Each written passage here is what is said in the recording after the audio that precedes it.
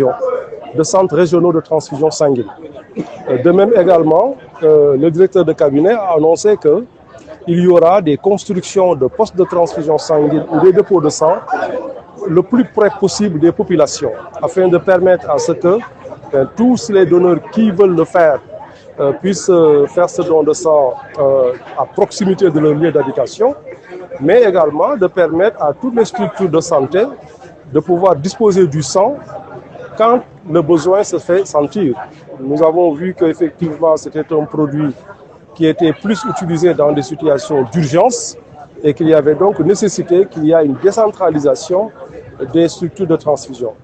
Alors nous avons également eu l'implication de plusieurs associations, des associations de diverses origines, des associations sportives, des organisations de travail, l'armée, les forces armées. Nous avons eu également l'implication des leaders religieux.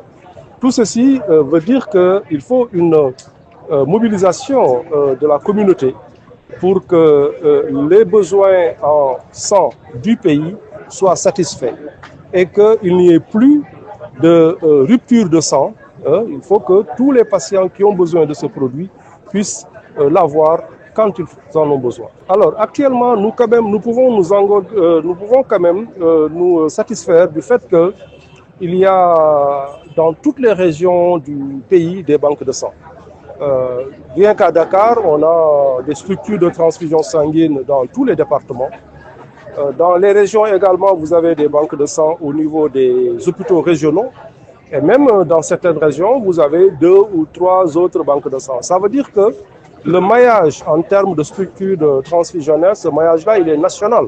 Il est national. Ce qu'il faut renforcer maintenant, c'est qu'il y ait dans chaque région des plateaux techniques qui soient très, très équipés, qui peuvent faire des activités comme le fait, par exemple, le CNTS ici à Dakar. Et c'est ça qu'on appelle les centres régionaux de transfusion sanguine. Aujourd'hui, il y a un centre qui a été déjà construit à Matam, à Louga et à Kaolack. Et le directeur de cabinet dit que le ministère va continuer à s'engager dans cette construction de centres régionaux pour faire de telle sorte qu'il y ait en tout cas une équité dans la qualité des produits sanguins. Il faut que le produit sanguin qui est distribué à Dakar soit de la même qualité que celui qui est distribué à Kolda ou à Kédougou, etc. Et donc ça demande d'avoir des infrastructures qui sont les plus adaptées au niveau des régions.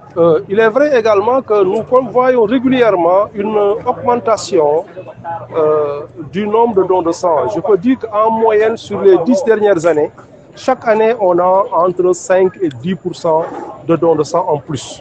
Mais il faut aussi mettre en parallèle les besoins qui augmentent. C'est des besoins qui augmentent parce que, bon, d'abord, la démographie est plus importante, mais aussi parce que le Sénégal se dote de plus en plus d'infrastructures de santé. Il y a des activités médicales qui sont le plus spécialisées possible et qui exigent qu'il y ait du sang.